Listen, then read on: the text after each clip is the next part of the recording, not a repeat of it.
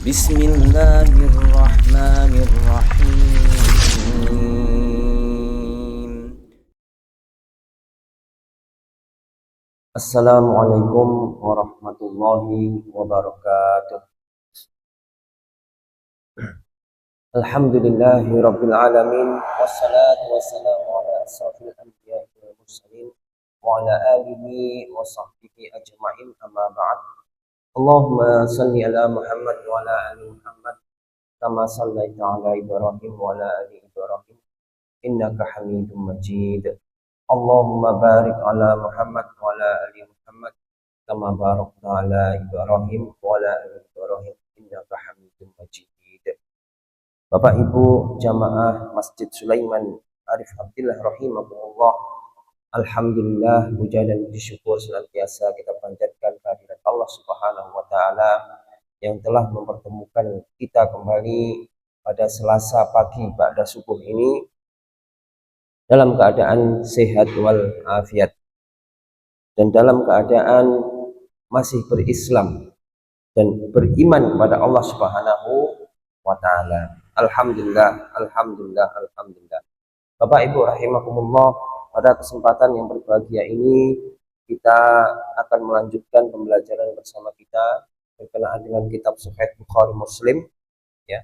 Hadis-hadis yang diriwayatkan oleh dua imam besar yang pernah ada di muka bumi ini, yaitu Imam Bukhari dan Imam Muslim, masih dalam bab iman. Melanjutkan pembelajaran kita pada Selasa pada subuh yang lalu, bahwasanya Rasulullah Shallallahu Alaihi Wasallam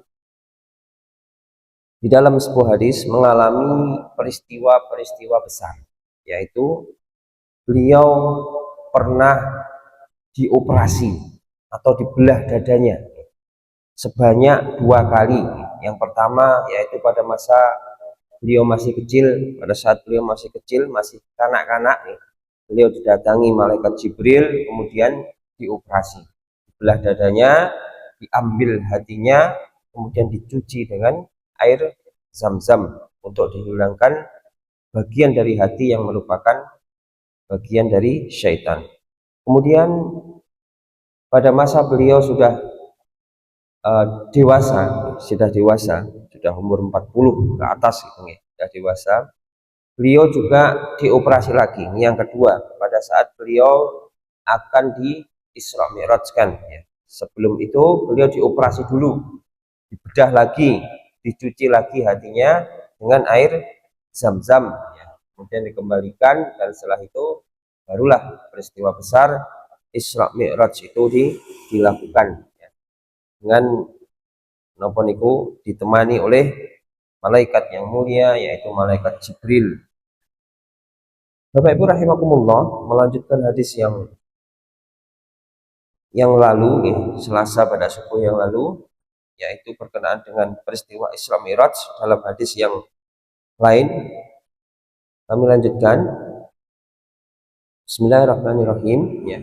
Kemarin, ya, yaitu sudah sampai pada bahwasanya Rasulullah Shallallahu Alaihi Wasallam mengajak malaikat Jibril, ya, mengajak Rasulullah Shallallahu Alaihi Wasallam untuk naik ke langit, ya, untuk naik ke langit.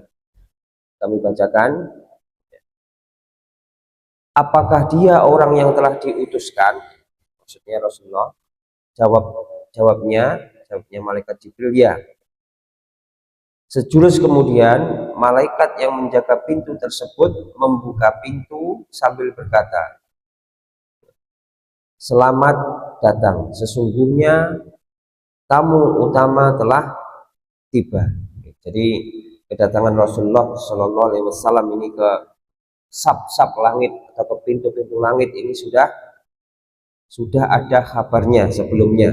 Makanya ini malaikat ini pada saat menerima kedatangan beliau, malaikat yang menyampaikan, ya, bahwasanya tamu utama telah tiba. Lalu kami mengunjungi Nabi Adam alaihissalam, berarti di langit pertama. Hadis ini menceritakan, ya, kisah yang terjadi pada saat itu, ya. Selanjutnya diceritakan bahwa Rasulullah Shallallahu Alaihi Wasallam bertemu dengan Nabi Isa alaihissalam dan Nabi Yahya alaihissalam di langit kedua. Manakala di langit ketiga pula Nabi berjumpa dengan Nabi Yusuf alaihissalam. Selanjutnya di langit keempat bertemu pula dengan Nabi Idris alaihissalam.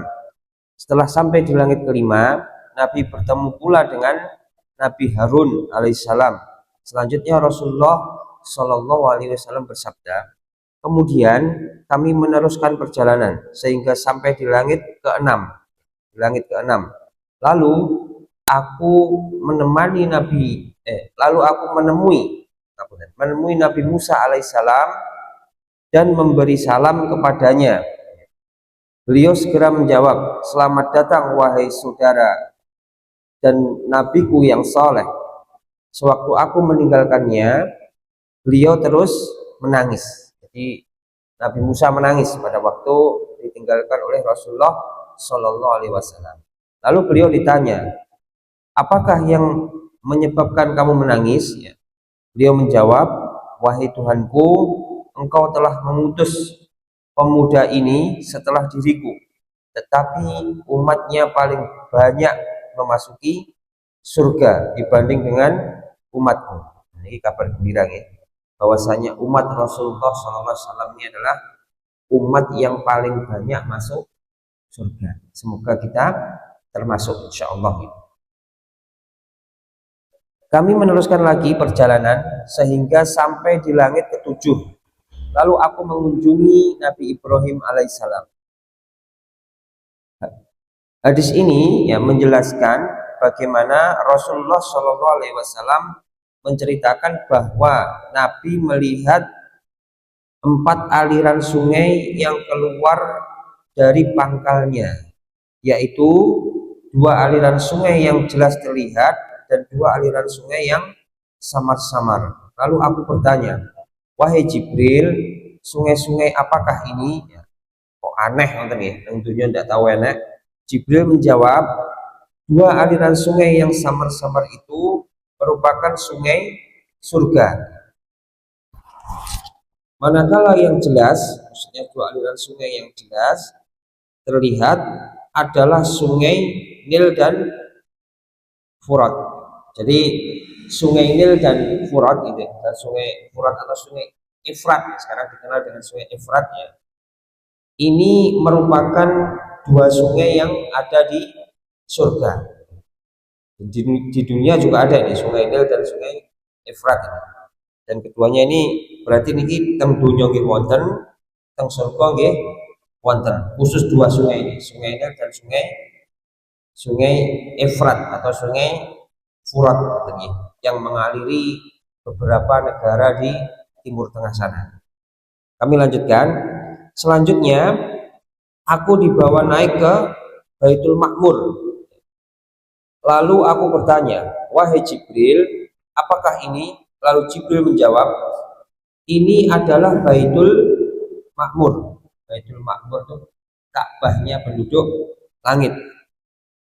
Setiap hari ya di Baitul Makmur itu 70.000 malaikat akan memasukinya. Setelah mereka keluar ya, mereka tidak akan memasukinya lagi karena itu merupakan hal yang terakhir mereka memasukinya. Sak bendino, jadi setiap hari itu ada 70.000 malaikat yang masuk untuk beribadah di Baitul Makmur. Berarti jumlah malaikat niku pinten? Kuwatah sangat nih. Nek sedina niku 70.000 malaikat niki mawon sing teng Baitul Makmur. Berarti lek ping pirang miliar dino sampai dengan hari ini, napa pirang triliun dino nggih. Kuwatah sangat nih jumlah malaikat itu. Buatan kehitung nggih. Kami lanjutkan. Kemudian dibawa pula kepadaku 2 wadah yang satunya berisi arak ya, dan satu lagi berisi susu. Arak dan susu.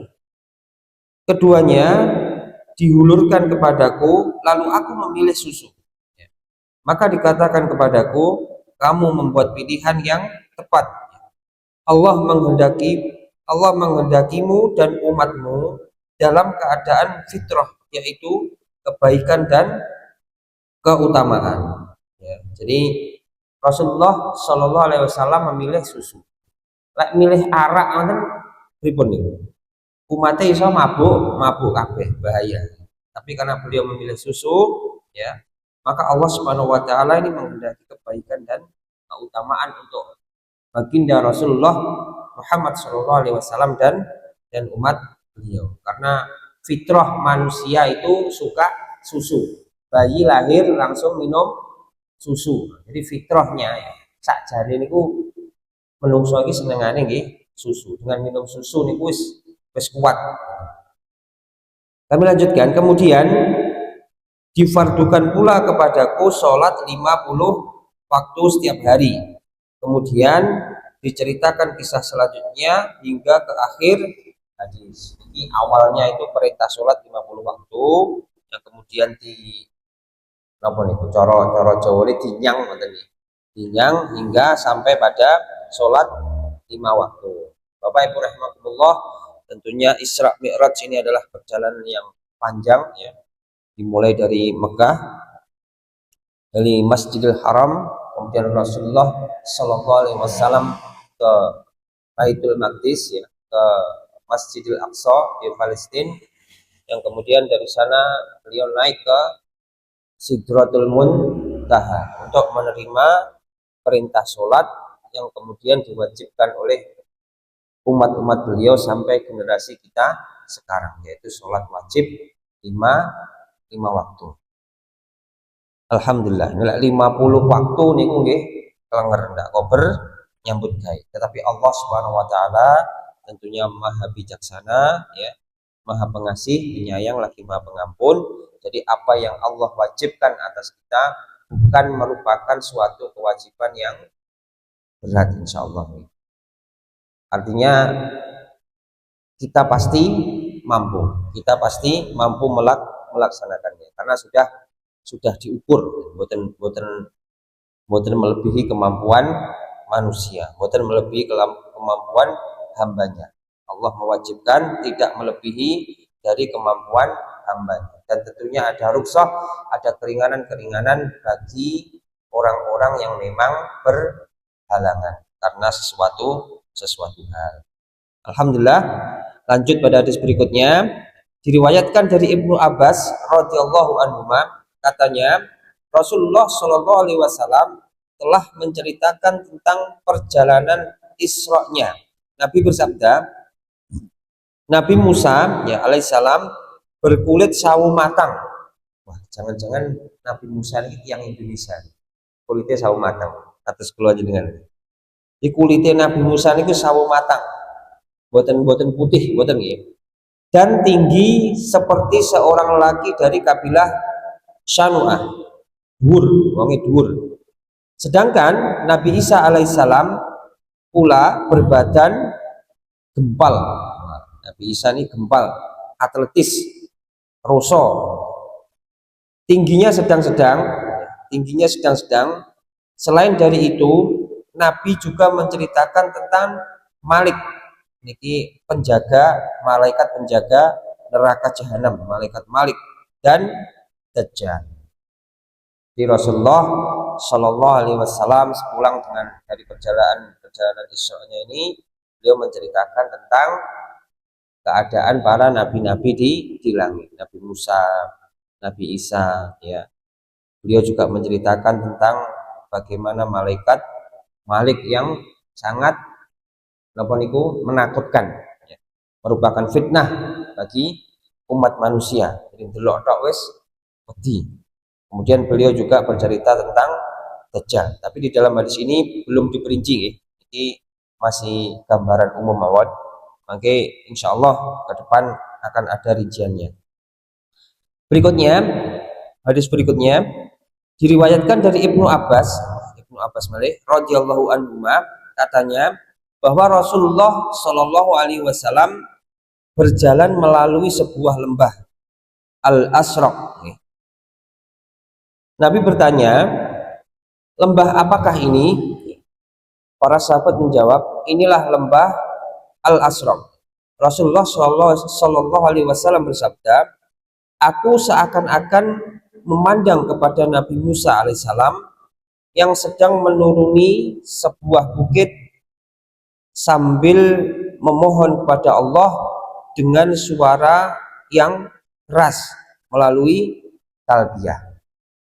Ini walau alam bisawab, apakah bahasa seakan-akan ini apakah Rasulullah benar-benar ditampakkan Nabi Musa ya atau pripun niki walau alam bisawab.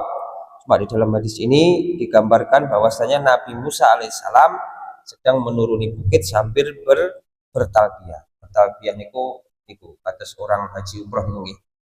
Labbaik Allahumma labbaik, kata niku.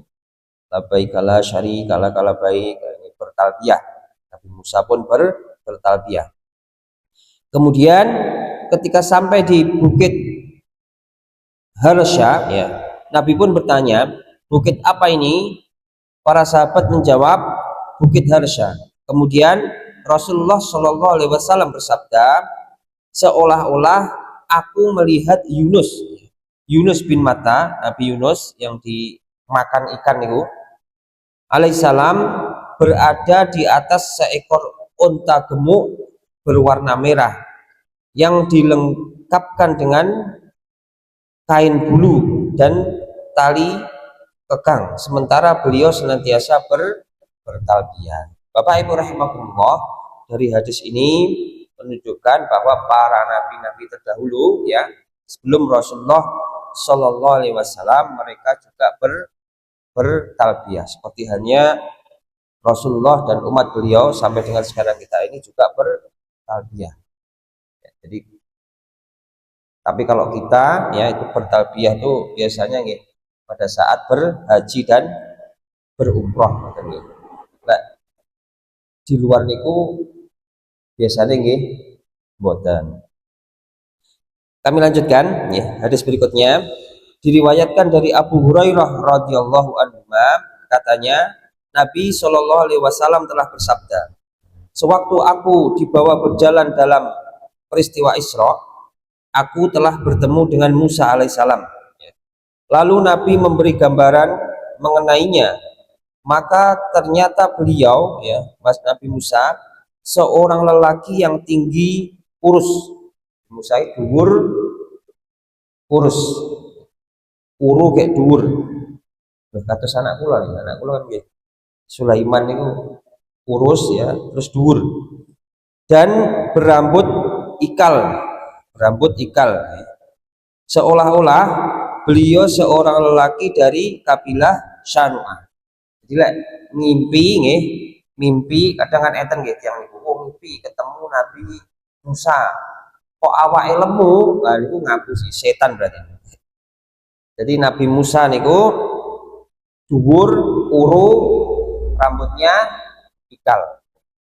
Tapi syaitan ini bisa juga menyerupai para nabi, kecuali Rasulullah Shallallahu Alaihi Wasallam. Ini kalau Rasulullah ini syaitan tidak mampu untuk menyerupai beliau. Kami lanjutkan. Selain dari itu, aku juga telah berjumpa dengan Nabi Isa alaihissalam. Nabi Isa. Lalu Nabi memberi gambaran mengenainya.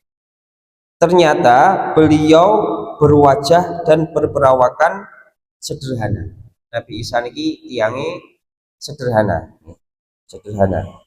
Berkulit merah, kulitnya merah, seakan-akan baru keluar dari kamar mandi. Iki walalam bisawab pripun nopo basah, kelihatan basah nopo pripun nih, seolah-olah seperti keluar dari kamar mandi. Jadi seger. Kemudian aku bertemu pula dengan Nabi Ibrahim alaihissalam. Ya, dan Nabi mengatakan kepada kami bahwa bagindalah ya keturunannya, maksudnya keturunan Nabi Ibrahim yang paling mirip dengannya. Jadi Rasulullah Shallallahu Alaihi Wasallam itu paling mirip dengan Nabi Ibrahim. Jadi gantengnya, tubuhnya, perawakannya, jadi juga cara berjalannya ini paling mirip dengan Nabi Ibrahim alaihissalam. Lalu dibawa kepadaku dua wadah. Salah satunya berisi susu dan salah satu lagi berisi arak. Dikatakan kepadaku, ambillah salah satu yang engkau suka. Lalu aku mengambil wadah berisi susu dan meminumnya. Kemudian dikatakan kepadaku, engkau memang telah diberi petunjuk ya dengan fitrah. Sekali lagi susu ini merupakan fitrah manusia ya. Karena bayi lahir niku minum susu, boten langsung sego. Aku malih segone diwul, saya ndak kolu. Jadi bayi lahir itu fitrahnya ya, memang minum susu. Atau engkau menepati fitrah, seandainya engkau mengambil arak, kalau mengambil arak, niscaya sesatlah umatmu. Jadi kalau Rasulullah pada waktu itu mengambil arak, di dalam hadis ini, nggih mboten dilarang, nggih mboten napa-napa, terserah Rasulullah sallallahu alaihi wasallam milih susu atau milih arak. Tapi karena beliau adalah seorang nabi dan rasul, maka apa yang beliau pilih ini akan berpengaruh kepada umat beliau. Kalau beliau memilih arak, ya umatnya mabuk kabeh, karena akan ditiru oleh umatnya. Tapi alhamdulillah Rasulullah Shallallahu Alaihi Wasallam ya memilih fitrahnya yaitu susu, dan susu itu terbukti menyehatkan, kandungan vitaminnya banyak dan juga mengenyangkan. Alhamdulillah Bapak Ibu rahimakumullah, kita akhiri pembelajaran bersama kita pada kesempatan yang berbahagia ini. Semoga pengetahuan yang Allah karuniakan kepada kita ini semakin memantapkan kita dalam beriman, dalam berislam, hingga kita bertemu dengan wajah Allah Subhanahu wa taala. Semoga Allah Subhanahu wa taala menjadikan kita hamba-hamba Allah yang pandai mensyukuri nikmat dan karunia yang Allah berikan kepada kita. Semoga Allah Subhanahu wa taala menjadikan kita hamba-hamba Allah, termasuk hamba-hamba Allah yang sabar, dan semoga Allah Subhanahu wa taala memasukkan kita kelak ke dalam surganya, yaitu surga Firdaus. Amin amin ya rabbal alamin. Ada kurang lebihnya kami mohon maaf. Subhanakallahumma wa bihamdika asyhadu an la ilaha illa anta astaghfiruka wa atubu ilaik. Wassalamualaikum warahmatullahi wabarakatuh. أضفيت على الحسن العبقى